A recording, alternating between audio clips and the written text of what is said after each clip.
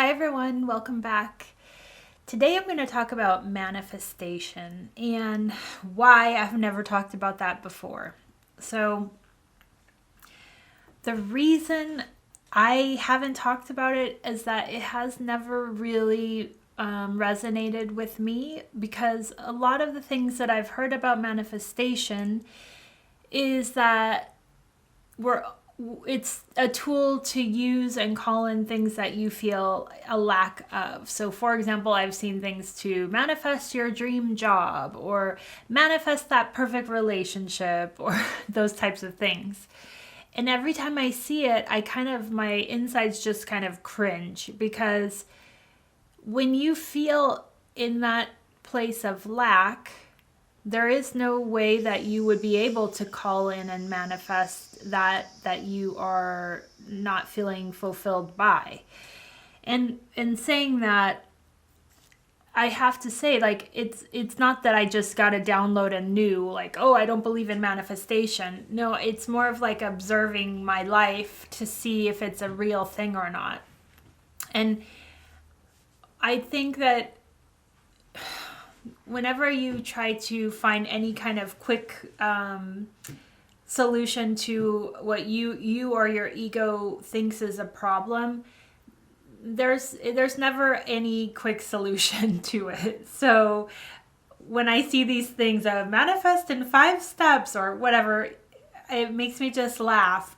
So I want to talk to you guys today about manifestation because I do have a couple of examples of what manifestation can look like and how it has come up in my life, but I'm giving them as examples so that you can understand from a place of heart.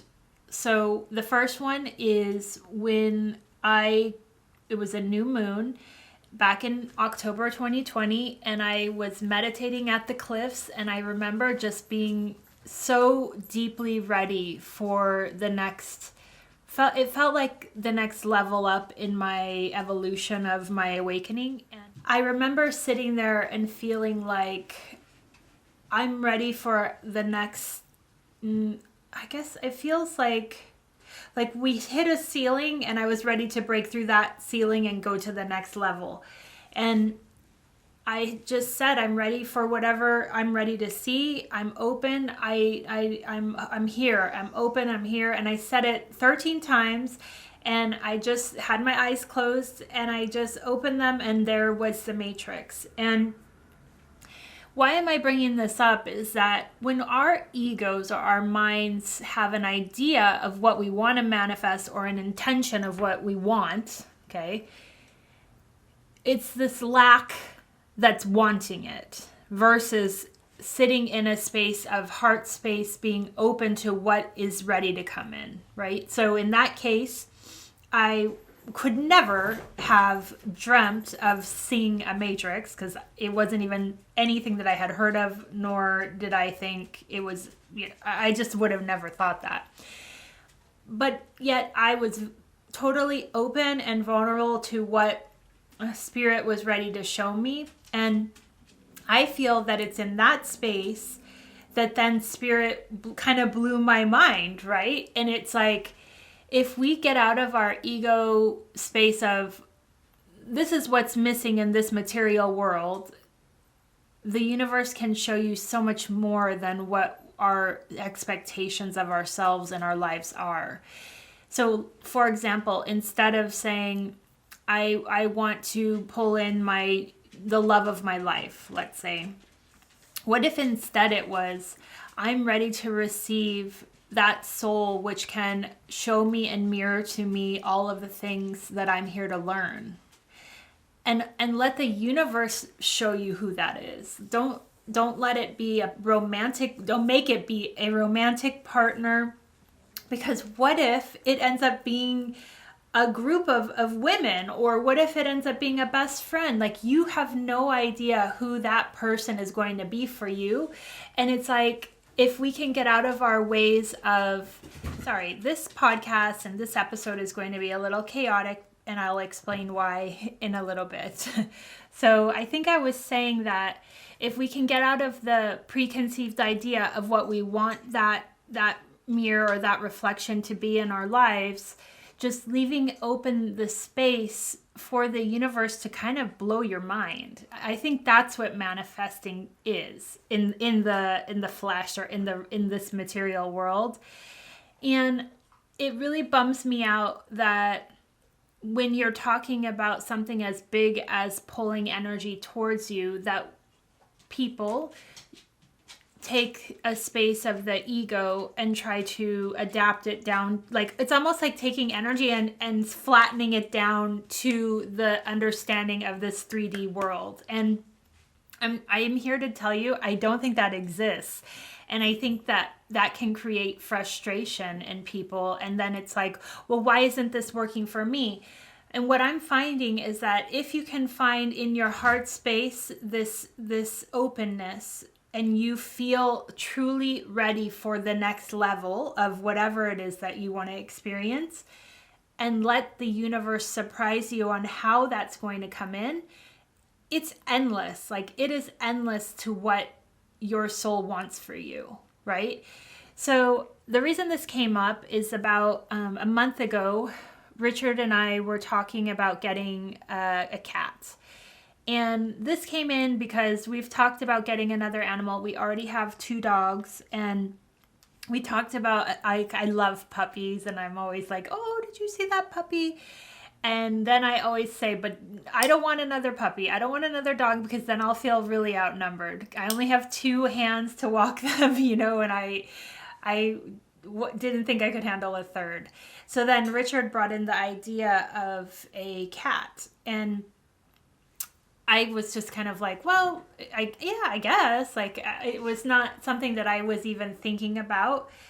And then when he brought that in, about a couple weeks later, our neighbors sent us a text that said, there's a kitten at your door. And I remember being like, what?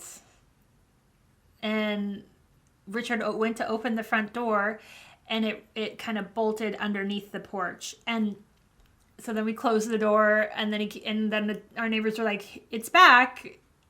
So it kept coming back, but every time we opened the door, it would bolt.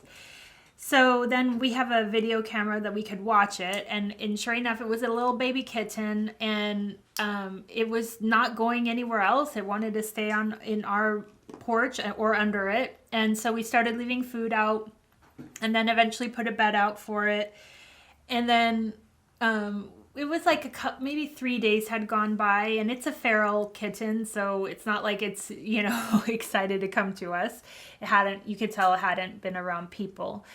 So I, one day it was stuck in between the fence we have a fence right next to our front door, and it was stuck there. And so I was worried about it. And, at this point I had maybe touched it, but I hadn't even really fully pet it. So I left food on the fence, and it came out and ate, and I was able to grab it and put it back on the deck.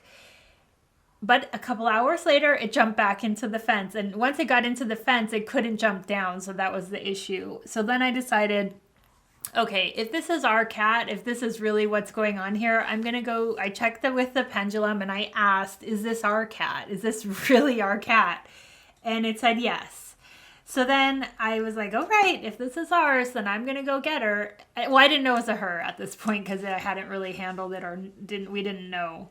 And then I was able to get her, and I wanted her to come to me and feel somewhat safe. So I was able to get her and bring her inside. And I realized that is what manifestation is. And look how quickly it happened. All we did was put out that love energy, that there was an opening. There was this thread, or it feels like this cavity that was ready to be filled. And she stepped right into that energy thread, and you can't make this up. Like, we have feral cats in our neighborhood, but never has there been one on my doorstep, much less a kitten. And it's like how the universe completely provided in a way that neither of us would have expected, but it was also definitely predestined, and it's like, can we really get out of our preconceived ideas of how things are meant to show up in our lives to let the magic happen? And my feeling is that I mean, that's where the magic is. So why wouldn't we, right? And now the weird part is that she's over here right now. If you're watching me on video, I'm going to try and bring her in. Come here, baby. Come to mommy. Come here. Here she is. This is Baby G, and Richard named her Baby G because she was born on G Street, which is our street, and she is our little baby. And it's funny because she's getting, obviously you can see now I can hold her and she's beautiful, but this has taken a couple weeks to get this place. But she loves to sit on my medicine bundle, which is over here, and she sits on the stones like they're her little eggs. And all of that is like, how could I have dreamed of this ally? How could I have pulled her in? And how could I have guessed that she was going to be a black cat, which is even funnier? So what I'm saying is that this is where magic happens. The other thing that I really want to bring up, and why this is definitely timely, is that we have coming up the Lionsgate portal that is combined with the Leo new moon. And for me, I can't imagine a more powerful day to put out your intentions and keeping them from that heart space to see what the universe is ready to provide for you. And I think everything can be magic if we allow the magic in a way that has nothing to do with our ego or our mind space. Because the universe feels like it provides in every way. We just have to be open and ready to receive it the way that it wants to come in, and not have this judgment or this, if this person has this, I want this, because it's all individual, and it all comes down to the energy that you have in you is what you're going to attract to you. There is nothing else. Now, we can put out the intention, and we can definitely use the harnessing of the new moon to help that intention as well.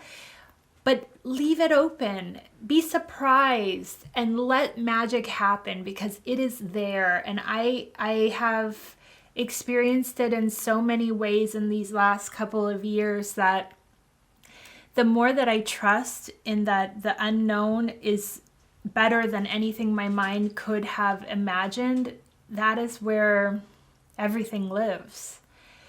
And this kind of just goes back to this whole thing about let's melt our minds so that the heart space can really pull in what's actually needed for you in this time.